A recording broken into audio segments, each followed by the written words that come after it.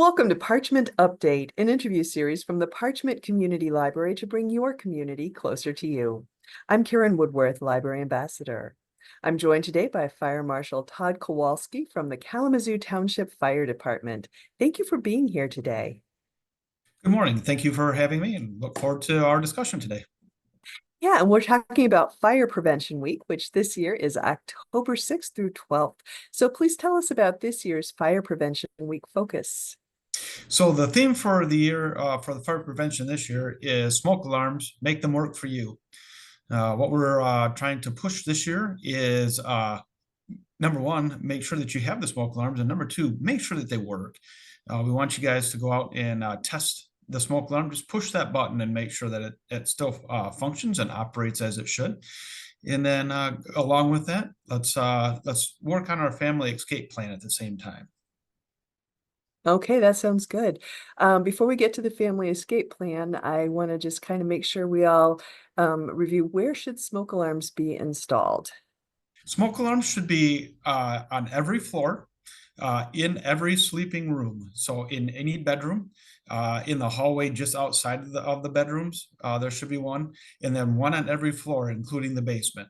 So if your home has a basement, we'd like to see that smoke alarm just at the bottom of the basement stairs.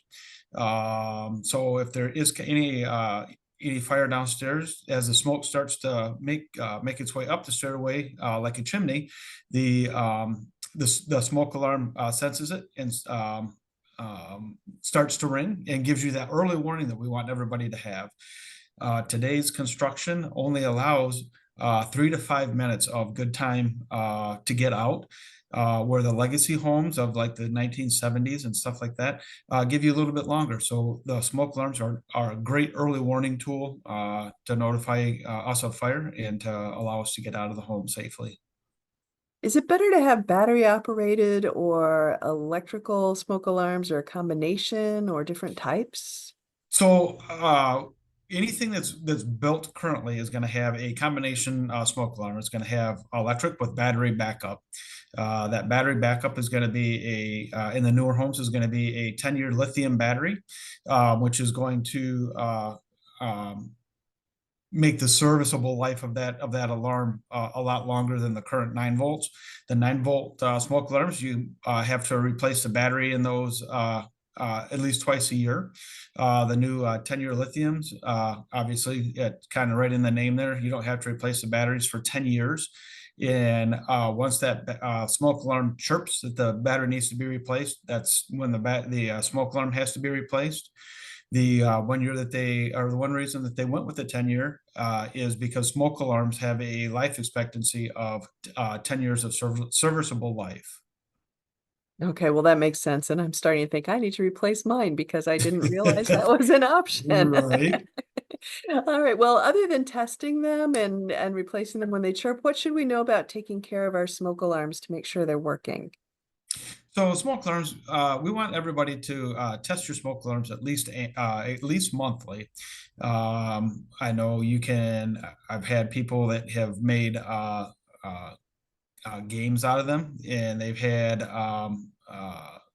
each one of the children would pick a month, and they would be responsible for testing the smoke alarm. And with that, push the button, make sure that it functions as proper or as it's designed to do, and practice that emergency escape plan like we had briefly touched on just a few moments ago. Okay, well, let's talk a little bit more about making a family escape plan. Okay, family escape plans are just like the children do in school. When they have the fire drills at school, they all know where the classroom is supposed to go and meet. Same thing at home. We want you guys to know 2 ways out of your home, 2 ways out of your bedroom, and that can be the doorway. As long as the door is cool, you feel the door, you can open the door, and if there's no smoke in that hallway, you can go out the down the hallway and out the front of the house like you normally would. If not, it's going to be that bedroom window. If your children live up on the second floor, teach them to just push the screen out and grab the blanket or sheet off of their bed. Hold that out of the window. The first thing that we do is we walk around the house and make sure that there's nobody hanging out of the windows or a blanket or a sheet. We've not been into your house before, so the quickest way we know to get to you or your children is through the bedroom window. So we don't want anybody to hide from us. And if you hide, it just makes it that much harder for us to try and find you and get you out safely. Okay, that's really good advice. Good to know. So I'm curious, what are the most frequent causes of fires that the fire department has seen over the past year, and what can we do to prevent them? So the statistics for through the September 30th of this year thus far, for fires, we've had 70 fatal fires in the state of Michigan thus far this year. Out of those 70 fatal fires, we've unfortunately lost 73 Michiganders in those fires.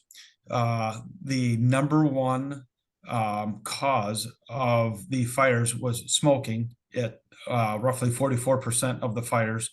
And then followed by heating, it's at 18% of the fatal fires in the state of Michigan. So the trend right now, and unfortunately it's been the same trend for the last few years. It's smoking is the number one contributor to any fires that we have in Kalamazoo County and across the state of Michigan. Out of those fires, 49% of the fires, of the fatal fires in the state of Michigan, had no working smoke alarms. The smoke alarms, if you cannot afford a smoke alarm, you can contact your local fire department, and your local fire department will get you smoke alarms installed. If you live in the city of Parchment or the township of Kalamazoo, you can contact me at my office. My office number is 269-888-2171. Again, 269-888-2171. That's the direct dial number into my office, so you don't have to go through the phone tree. If I'm not there, just leave me your name, address, and phone number. I will contact you back. We'll figure out how many smoke alarms you need, and then we will come in and install those smoke alarms for you free of charge. The smoke alarms that we have, it's through a statewide grant. Those smoke alarms that we are installing are the 10-year sealed lithium battery smoke alarms. And we also have carbon monoxide alarms available as well. So when we come and install the smoke alarms, we will also install a carbon monoxide alarm in your home for free as well. Just trying to make sure that everybody is safe all the way around. I've been doing this for 34 years, and I'm tired of seeing my neighbors and the community perish in a fire when it's needless. And there's programs out there to help everybody out. That's really amazing. That's really amazing that you're able to offer that, and also to hear what a difference smoke alarms make, and that the lack of smoke alarms really does play such a big role in fatalities. Well, before we wrap up today, what else would you like us to know? Uh, Number one, work with your children if you still have them in the home. Teach them about the 911 system. Let them know how it's going to work. We want you guys to definitely test those smoke alarms, vacuum those smoke alarms every once in a while they're still hanging on the ceiling, just to make sure there's no dust or dirt inside the smoke alarm, so they will operate properly.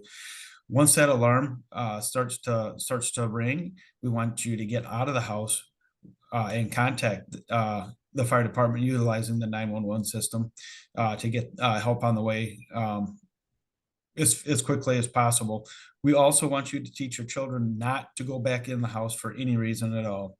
If the children make it out of the house and mom and dad or grandpa and grandma, aunt and uncle, whoever they live with, has not made it out of the house, we don't want the kids going back in to try and find them.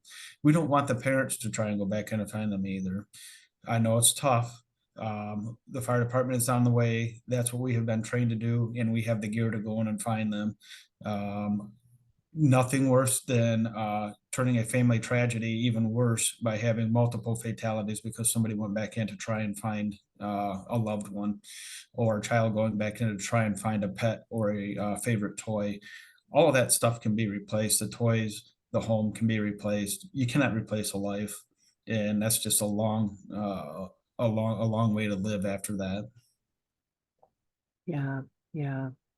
Um, going back to one thing you said, I never thought about vacuuming my smoke alarm. I feel like I learn something new every time I talk to you. So thank you Yes. so much for taking the time to talk to me today.